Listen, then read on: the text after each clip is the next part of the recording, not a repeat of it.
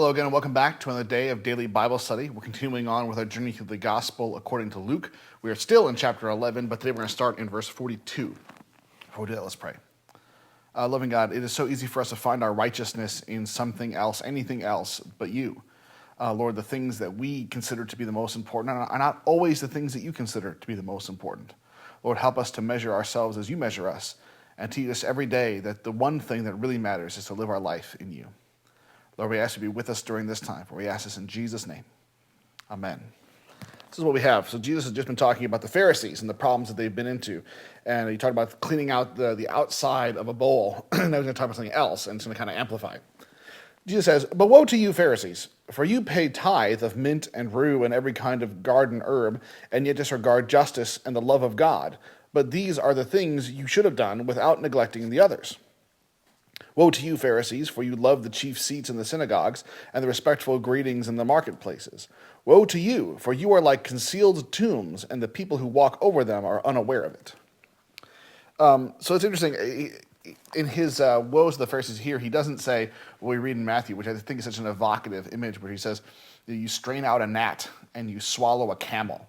And I find that very funny. But Jesus is really going at these Pharisees and what they're doing. And we talked about these over Lent in Matthew's account on Sunday mornings. And so I kind of want to reiterate the fact that the birth of the Pharisees happened because there was what we call the Babylonian captivity of the people of God, where Babylon came and took over the southern kingdom of Judah, where Jerusalem is, and basically, unlike Assyria, who kind of would take people from every place they conquered and scatter them throughout their empire, so that everybody kind of had this, nobody could gather a single amount of common culture to rally behind, and they kind of would dilute their culture as well. Babylon, all they really worried about was getting the movers and shakers, or at least who they perceived to be movers and shakers, out of Israel. And so, the military leaders, the teachers, the artists, things like that, they were all picked up and moved to Babylon so they can keep an eye on them. Well, while they're in Babylon, and they're kind of surrounded by all this paganism and all the rest, and this is where we get the stories of Daniel in the lion's den, and we also get the stories of Shadrach, Meshach, and Abednego, who are being trained up in these Babylonian rituals and understanding, at least be educated in their religious traditions as well. And you have lots of Jewish people who are then reading in the Old Testament. And one of the questions they're reading with an eye to is, what did we do that made this happen? And how can we make sure we never do it again? Well, there's a couple passages in the Old Testament, in the Torah, in the law, and it talks about that if you are not faithful in obeying God's law, God will pick you up and take you to a land you've never even heard of before, whose language you don't speak. And they said, this is what's happened to us. And so they said the problem was we didn't follow the law well enough. And so the idea was they were going to go and make sure that they follow the law perfectly from here on out, so that this wouldn't happen to them, or at least it wouldn't happen to them and their family. And so one of the things they would do is they went through and identified all the laws they could find in the Old Testament, and they would number them. And it's some 600-something laws. I can't remember the number because it's irrelevant for me as a Christian.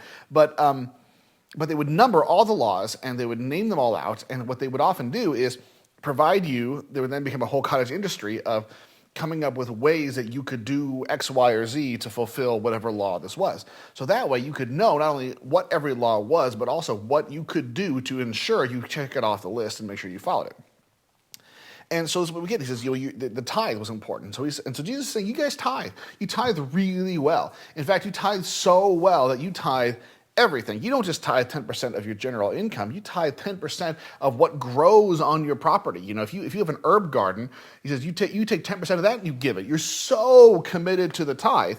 And he says, but the thing is, you have pretended like being committed to the tithe is the same thing as following God. And he says, you have done all these things, you've tithed this so well, but you've forgotten, what did he say? He says, justice and the love of God. He says, now, you shouldn't stop tithing. I'm not saying, Jesus isn't saying you should not tithe in order to do justice and love of God, but you should do both of them. But you definitely should not leave the bigger things undone. And then he goes on, he says, you love the chief seats, you love being respected, and he's saying you're missing the point because he says you're like concealed tombs. Now, the thing is, there's all this elaborate idea about clean and unclean, and being around dead things generally was considered to be unclean. Now, there were people who needed to take care of that, and there was roles for all of that. But the idea was you don't want to become unclean because you just weren't paying attention, or because you just didn't know what was going on, or something happened by accident. And so he's saying is, what you don't realize, he's saying is, people communicate with you. They learn from you, and they are becoming unclean by who you are, and they don't know it. You're a hidden tomb. You're a concealed tomb. Nobody knows that you are the source of dead things rather than living things. And he's saying, this is what you've done. You've taken this word, the text. You've taken a good impulse, which is to follow the law of God, and you have taken it into a thing where we are going to clamp down on it, our interpretation of what that law means. And now we've gotten to the point where that substitution has been so complete, people are no longer really going back to Scripture and going back to God and listening to say, hey, God, what do you have for me today? What do I need to do to be faithful today? They said, oh, I know I'm being faithful. I didn't even have to think about it. I didn't have to listen to God, but I know I'm being faithful because I checked off all these things on this list.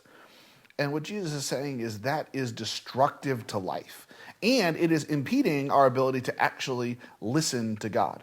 And so he's saying, these Pharisees, on the one hand, you're doing a lot of things that the law says you're supposed to do. On the other hand, you're using the law, rather than as a way to commune with God and connect with God, you're using the law as a way to distract yourself from God, to turn away from God. And that is bad, no matter whether it's in the context of ancient Israel or in modern day America. If we are using the things of God to distract us from what real life real obedience looks like, then we are doing exactly what the Pharisees did all those years ago.